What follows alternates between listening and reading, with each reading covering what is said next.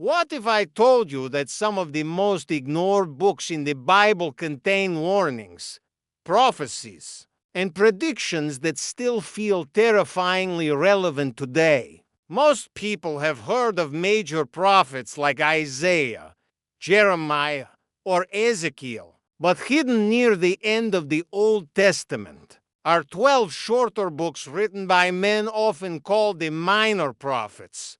Minor, not because their message was unimportant, but because their books were shorter. And yet, these prophets predicted the rise and fall of nations, corruption, judgment, betrayal, destruction, restoration, and even events connected to the coming of the Messiah. Some warned kings. Some confronted entire nations. Some predicted disasters before they happened.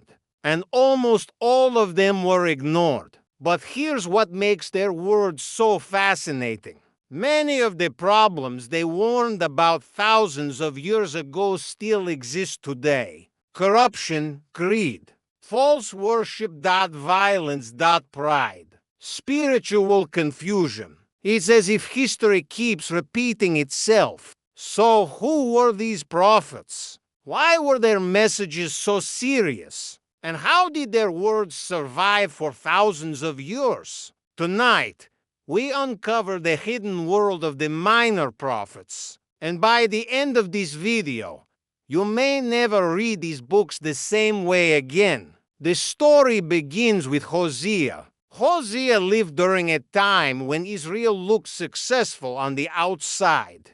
The economy was stable. The nation appeared strong. Religion still existed publicly. But spiritually, everything was collapsing. People had become divided between worshiping God and worshiping idols. And instead of simply preaching about faithfulness, Hosea's entire life became the message. According to the Bible, God told Hosea to marry a woman who would eventually betray him.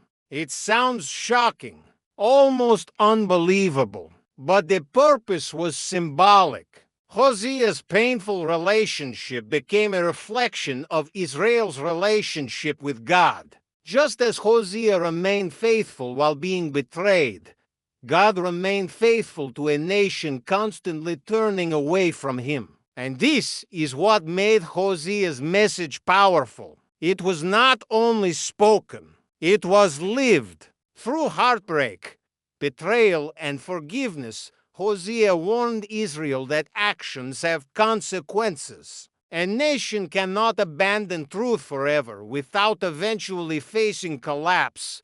And yet, even in judgment, Hosea's message carried hope. Because despite betrayal, restoration was still possible. That pattern appears again and again throughout the minor prophets. Warning, followed by mercy, judgment, followed by restoration. Then came Joel, and Joel's prophecy began with disaster. A massive locust invasion devastated the land. Crops disappeared, food vanished. The economy suffered. Fear spread everywhere. But Joel believed this disaster represented something greater. He warned that physical destruction was also a spiritual wake-up call, because sometimes people only pay attention when comfort disappears. Joel described the coming day of the Lord, a moment of divine judgment and accountability. His language was intense: darkened skies, trembling earth, fear among nations. But Joel also gave one of the most hopeful promises in Scripture, that God could restore what had been lost. And centuries later, one of Joel's prophecies would be quoted again in the New Testament during Pentecost, showing that his message reached far beyond his own generation.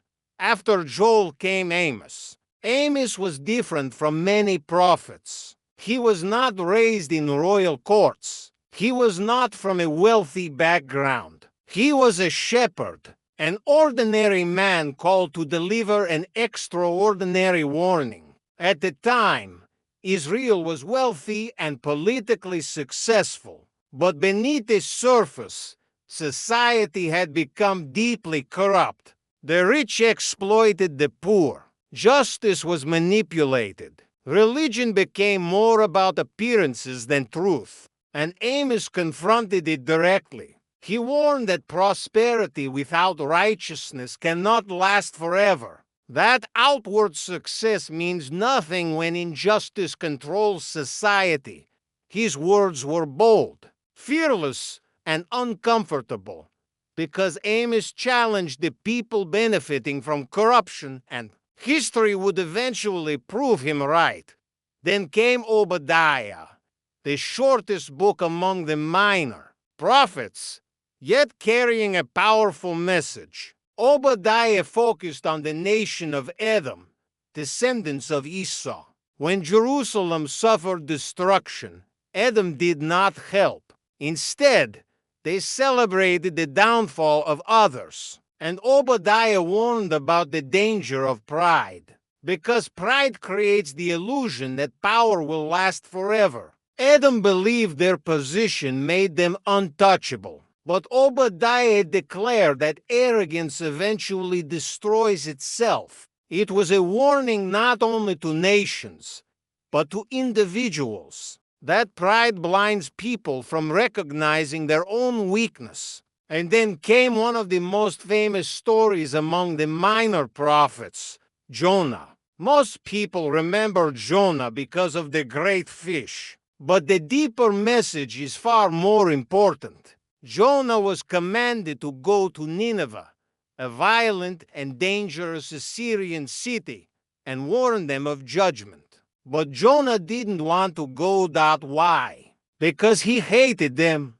Instead of obeying, he ran in the opposite direction.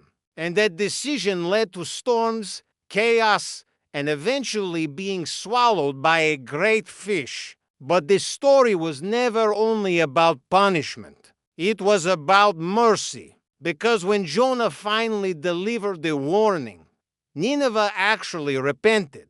And this angered Jonah that way, because he wanted judgment, not forgiveness. And this revealed something powerful. Sometimes people want justice for others, but mercy for themselves. Jonah's story challenged ideas about compassion, forgiveness, and God's concern even for people considered enemies. Then came Micah. Micah lived during dangerous political times. Corruption spread among leaders, religious hypocrisy increased, violence and injustice became common, and Micah warned that judgment was approaching. But hidden inside his warnings was a prophecy that would later become incredibly significant. Micah predicted that a ruler would come from Bethlehem, a prophecy later connected to the birth of Jesus. This is one reason the minor prophets became so important, because many of their warnings were immediate, but some pointed far into the future. And as these prophets continued speaking, one pattern became impossible to ignore. Nations rise, nations fall, power changes hands, human behavior repeats itself, but truth remains constant.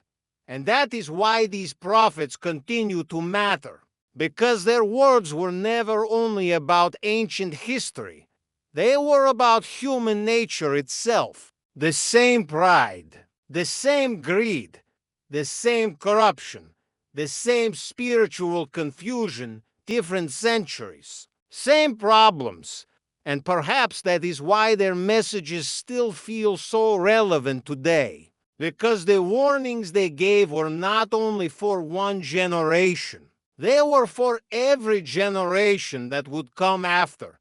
And this is only the beginning, because the remaining minor prophets would go even deeper, predicting destruction, restoration, future kingdoms, spiritual failure, and hope beyond judgment. And some of their prophecies remain among the most debated passages in biblical history.